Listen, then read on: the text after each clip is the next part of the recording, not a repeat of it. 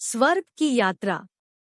बादशाह अकबर के दरबार के अधिकांश मंत्री बीरबल से जलते थे। उन्हें बीरबल की अकबर से निकटता फूटी आंख नहीं सुहाती थी।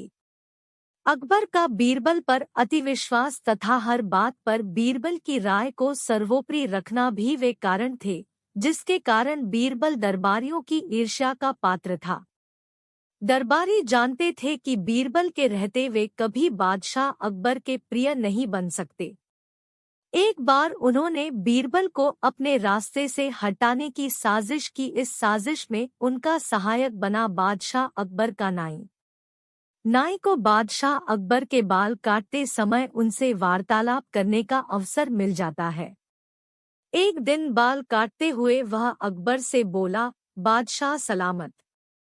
कल रात मैंने एक सपना देखा जिसमें आपके अब्बा हुजूर मुझे दिखाई दिए।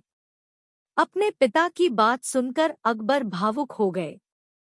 वे बहुत छोटे थे जब उनके पिता की मृत्यु हुई थी। भावुक होकर उन्होंने नाई से पूछा, अच्छा, कैसे लग रहे थे अब्बा हुजूर? अपनी बात में अकबर को रुचि लेते देख नाई ने अपनी चाल चल दी, वो ठीक लग रहे थे हुजूर। उन्होंने मुझसे कहा कि वे स्वर्ग में हैं और बहुत आराम से हैं। बस एक चीज की कमी उन्हें खलती है। वह क्या? अकबर की उत्सुकता बढ़ने लगी। हुजूर, वहां उनका मनोरंजन करने वाला कोई नहीं है, इसलिए वे खुश नहीं रहते।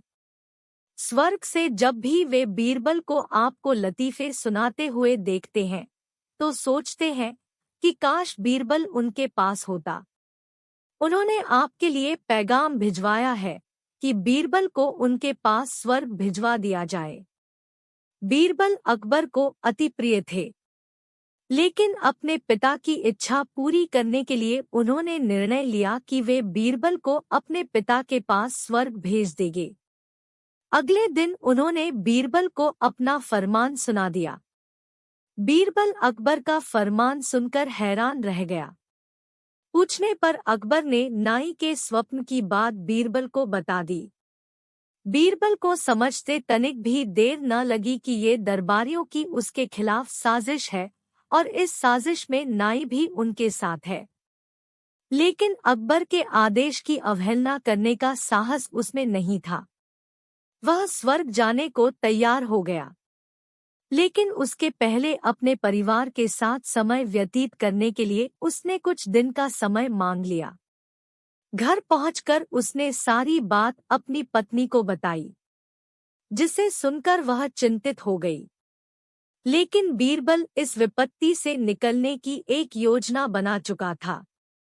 योजनानुसार अपनी पत्नी के साथ मिलकर उसने अपने घर के आंगन में एक कब्र खोद ली। साथ ही उस कब्र के भीतर से अपने शयन कक्ष को जाती एक सुरंग भी निकाल ली। कुछ दिनों तक घर पर रहने के बाद बीरबल अकबर से मिला और बोला, जहांपनाह, अब मैं आपके पिता के पास स्वर्ग जाने को तैयार हूँ, किंतु आपसे मेरा निवेदन है कि मेरे परिवार की परंपरा अनुसार मुझे मेरे घर के आंगन में ही जिंदा दफना दिया जाए। अकबर बीरबल की बात मान गए और उसे उसके घर के आंगन में बनी कब्र में जिंदा दफन करवा दिया। योजनानुसार बीरबल कब्र से लगी सुरंग से होते हुए अपने घर आ गया। उसके बाद 2 महीने तक वह घर पर ही छुप कर रहा। 2 महीने बाद वो अकबर के दरबार में पहुंचा। सारे दरबारी उसे देखकर हैरान थे। बीरबल के बाल और दाढ़ी बढ़ी हुई थी और वह बड़ा ही विचित्र नजर आ रहा था। उसे इस अवस्था में अपने सामने देख अकबर ने पूछा, बीरबल, तुम वापस आ गए।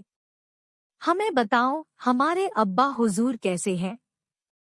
और तुमने अपनी ये कैसी हालत बना ली है? सब ठीक तो है? जी जहांपनाह, स्वर्ग में सब ठीक है। मैं आपके पिताजी से मिला और उन्हें खूब सारे लतीफे सुनाकर उनका मनोरंजन भी किया। आपके पिता खुश भी बहुत हुए। लेकिन बीरबल ने कहना जारी रखा, स्वर्ग में नाई का ना होना एक बड़ी समस्या है। इसलिए तो मेरे बाल बढ़ गए हैं, और दाढ़ी भी। आपके पिताजी के बालों और दाढ़ी की हालत तो मुझसे भी बुरी है। इसलिए उन्होंने स्वर्ग में आपके नाई को भिजवा देने का पैगाम भेजा है। इत्तेफाक से नाई भी उस दिन वही था। बीरबल की बात सुनकर उसकी सिट्टी पिट्टी गुम हो गई। इधर अपने अब्बा हुजूर की ये इच्छा भी पूरी करने के लिए अकबर ने नाई को जिंदा दफनाने का आदेश दे दिया। ये आदेश सुनकर डर के मारे नाई अकबर के पैरों पर गिर पड़ा और बीरबल को फंसाने की योजना और उसमें शामिल मंत्रियों के बारे में अकबर को सब कुछ बता दिया। फिर क्या? साजिशकर्ताओं को उनकी साजिश की सजा मिलनी ही थी। अकबर ने सबको 50 से 50 कोड़े लगवाए।